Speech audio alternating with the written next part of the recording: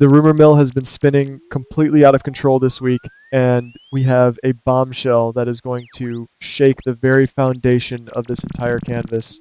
The actor who plays the infamous Peter was recently spotted back on the studio set. Now, the immediate reaction from the fans was to assume that this is merely a continuation of Anna suffering from her debilitating, mind-bending hallucinations. We all know she has been seeing vivid visions of Peter, a terrifying manifestation of her deepest regrets and her most profound, inescapable traumas. The writers have been playing this cruel psychological game, making Anna question her own mind, her own reality, and her own ability to distinguish hard facts from terrifying fiction. For weeks, we have watched in absolute agony as Anna crumbles under the immense, crushing weight of these haunting visions. Peter has been relentlessly taunting her from the dark corners of her mind, whispering venomous lies and reminding her of every single failure she has ever endured as a mother and as an agent. It is a classic, textbook gaslighting technique, perfectly designed to break down a strong, independent woman until there is nothing left but a trembling shell of her former self. We all assumed that this was just the lingering, painful trauma of a mother who feels entirely responsible for the horrifying monster her son ultimately became. We thought it was just the immense guilt eating her alive, manifesting as the ghost of the man who wreaked devastation on so many innocent lives. But, ladies, what if I told you that we have all been looking at this completely wrong from the very beginning? What if the reason these hallucinations feel so incredibly real, so visceral, and so utterly terrifying is because they are not hallucinations at all? In the wild, unpredictable world of soap operas, a frozen body is never a solid guarantee of permanent death. The jaw-dropping twist that is currently brewing behind the scenes is that Peter never actually took his last breath. He has been patiently biding his time, hiding deep in the shadows, waiting for the absolute perfect moment to strike back at the people who took everything from him. He is alive, he is breathing, and he is back to claim what he believes is rightfully his. But that's not even the craziest part. Let us take a long, hard look at Maxie. Over the past few weeks, there has been a glaring, terrifying mystery unfolding right under our noses. The sudden and completely unexplained disappearance of Maxie. The residents of the town have been entirely distracted by the violent chaos surrounding Jens, the shocking death of Cassius, and the endless spy drama, leaving Maxie completely vulnerable, isolated, and overlooked. If you ask me, this sudden vanishing act is no mere coincidence. This is the calculated, chilling execution of a long-buried secret plan that Peter has been obsessively perfecting for the last 4 years in exile. We all remember the sickening, deeply obsessive love Peter harbored for Maxie. He viewed her as his ultimate shining prize, the mother of his precious child, and the only woman on earth who could ever possibly redeem his dark, twisted soul.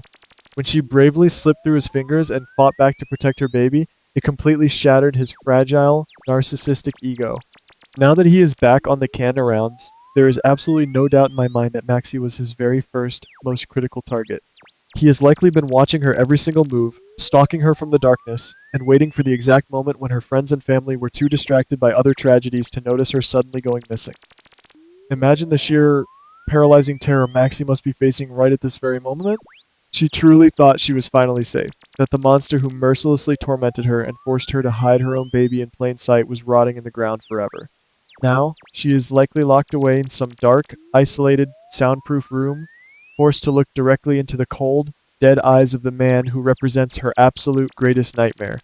Peter does not just want to kidnap her, he wants to entirely break her spirit, to force her into permanently submitting to his twisted, delusional fantasy of a happy, perfect family. The psychological warfare he is going to unleash on that poor, traumatized woman will be nothing short of barbaric. But that's not even the craziest part. If Peter is truly back from the dead, his unquenchable thirst for bloody vengeance is not going to stop at merely reclaiming Maxie. We have to look closely at the fierce woman who actually put him in the ground, or at least, the woman who firmly believed she did. Felicia. Felicia fearlessly stepped up like the ultimate, unstoppable mama bear, doing exactly what had to be done to protect her beloved daughter from a rabid, dangerous animal.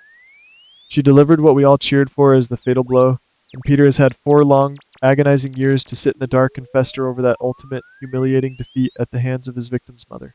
Peter's ego is massive and incredibly fragile, and the undeniable fact that he was bested by Felicia is a gaping wound that has never, ever healed. He is going to target Felicia with a level of sadistic cruelty that we have never seen before on this show. He will not just want to quickly end her life, he will want to wreak devastation on absolutely everything she holds dear in this world. He will want her to watch helplessly as he systematically destroys her family, making her bitterly regret the day she ever crossed paths with him. Felicia is currently walking around town completely unaware that the Grim Reaper is standing right behind her, holding a massive, deadly grudge. And then we must return to Anna.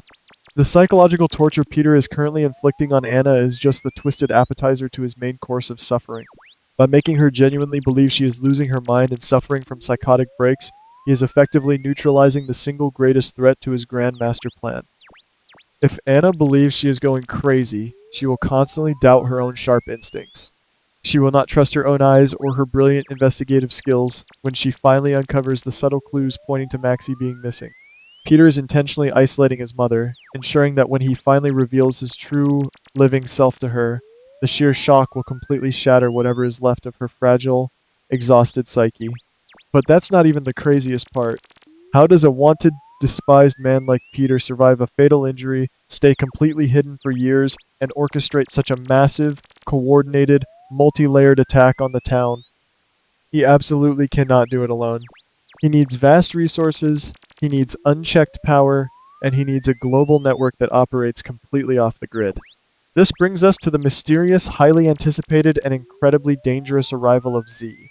We know that Z is the corrupt, shadowy head of the agency, a powerful man who plays sick mind games and manipulates global events entirely for his own selfish amusement. If you ask me, Peter and Z have formed the ultimate, terrifying, unholy alliance. Peter has the cunning intellect, the ruthlessness, and the intimate, personal knowledge of the residents they are targeting.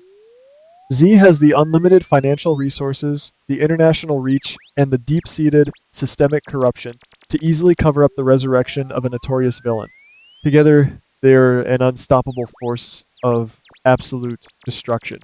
Z likely saw the immense, undeniable value in a man who operates with zero moral compass, recruiting Peter to be his ultimate ghost agent, carrying out his dirtiest, bloodiest work entirely from the shadows while the world believes he is dead.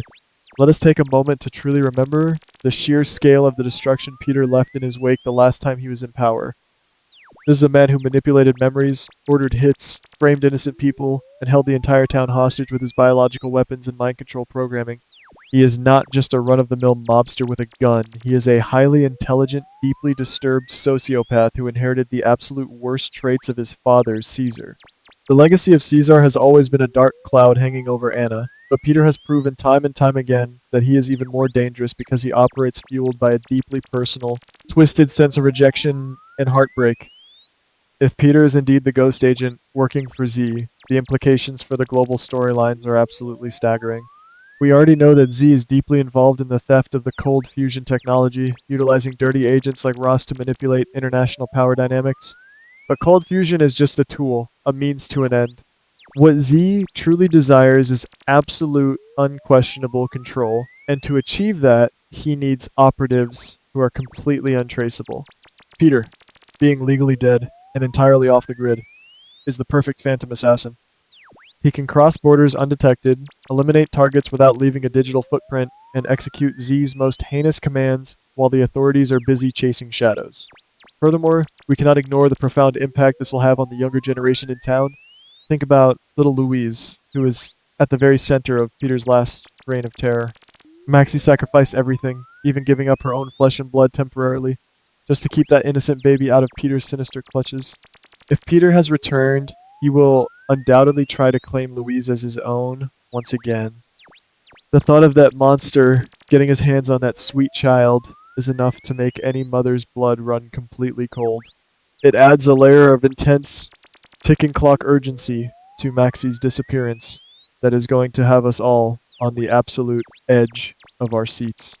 This terrifying secret partnership perfectly explains the impending, heartbreaking doom currently hanging over Valentin.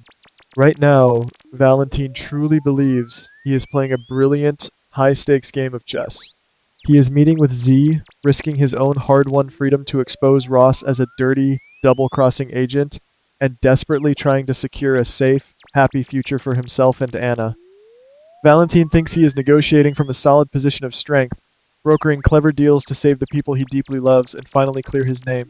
But Valentin is walking completely blind into a highly lethal, inescapable trap. If Z is secretly working hand in hand with Peter, then Valentin's entire noble mission is nothing but a tragic suicide run. Peter absolutely despises Valentin with every fiber of his being. He intensely hates Valentin for taking his place in Anna's heart, for constantly interfering in his past evil plans, and for being the strong, protective man that Anna truly loves and relies on. Peter is not going to let Valentin ride off into the sunset with his mother. He and Z have likely orchestrated this entire elaborate scenario specifically to lure Valentin out of his safe hiding spot and right into their deadly crosshairs. The upcoming, highly publicized disappearance of Valentin will not be a heroic, romantic sacrifice or a voluntary entry into a witness protection program.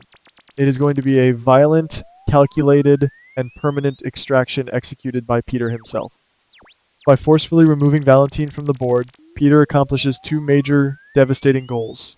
He permanently eliminates a highly dangerous, capable rival, and he completely, utterly isolates Anna, leaving her completely without her greatest protector and her truest love.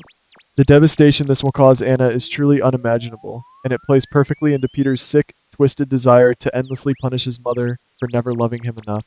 The harsh, unforgiving reality of this situation is absolutely chilling to the bone. This is not just a nostalgic, temporary cameo to serve a short-lived hallucination storyline. This is the dark dawn of a terrifying new era for the show. Peter is the ultimate puppet master, pulling every single string in this current web of chaos. He is the one cruelly gaslighting Anna. He is the one who snatched Maxie in the dead of night. He is the one plotting a brutal, bloody revenge against Felicia. And he is the one conspiring with Z to permanently erase Valentin from existence. The man we all thought was just a bad memory is actually the architect of the greatest, most devastating nightmare these characters have ever faced. The board is set, the traps are laid, and our favorite characters are walking straight into the slaughterhouse completely blind.